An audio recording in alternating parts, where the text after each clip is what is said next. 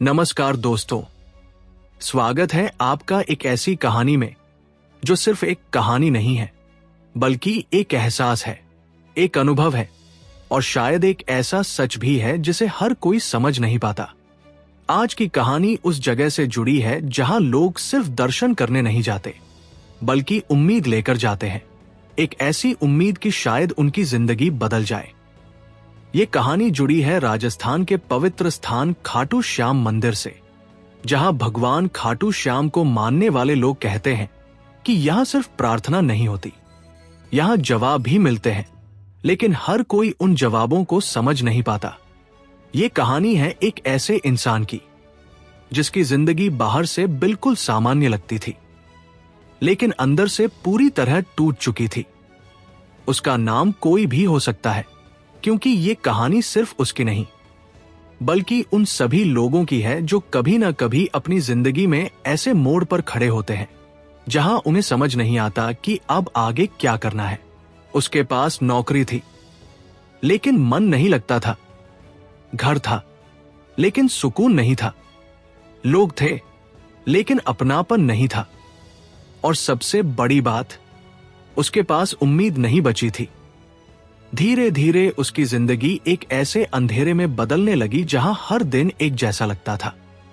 बिना किसी मकसद के, बिना किसी दिशा के, उसने कई बार कोशिश की कि वो अपनी जिंदगी को संभाल सके, कुछ नया करे, कुछ बदल दे, लेकिन हर बार उसे असफलता ही मिली।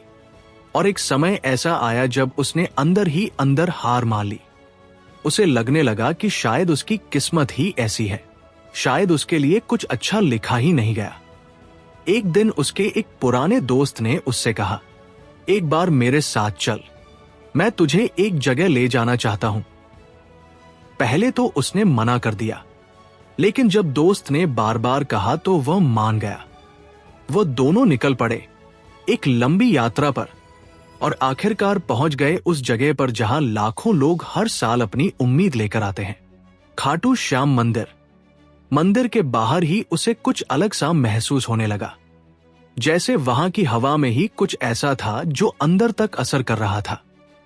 लोग दूर दूर से आए थे, कोई रो रहा था, कोई हंस रहा था, कोई आंख बंद करके कुछ मांग रहा था और कोई चुपचाप खड़ा होकर बस देख रहा था। उसे समझ नहीं आ रहा था कि आखिर इस जगह में ऐसा क्या है जो लोगों को इतनी दूर खींच लाता है।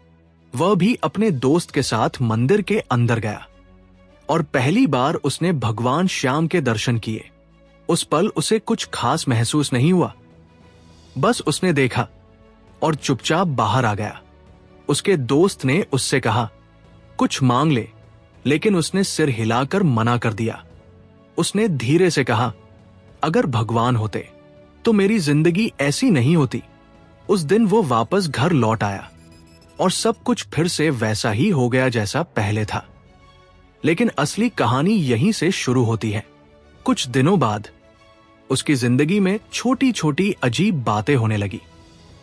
पहले तो उसने ध्यान नहीं दिया, लेकिन धीरे धीरे उसे महसूस होने लगा कि कुछ तो बदल रहा है।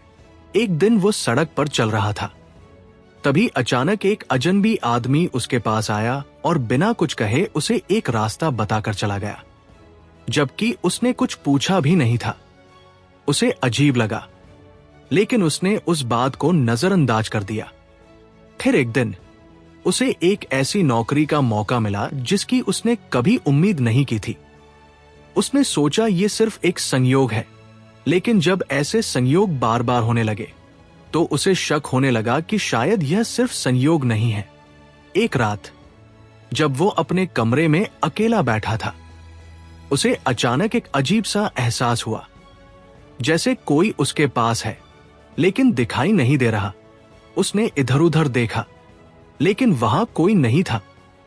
फिर भी उसे लग रहा था कि कोई है जो उसे देख रहा है, जो उसे समझ रहा है। धीरे धीरे उसने उन सभी घटनाओं को जोड़ना शुरू किया और उसे एक बात समझ आने लगी कि शायद कोई उसे रास्ता दिखा रहा है, लेकिन सीधे नहीं, संकेतों के जरिए।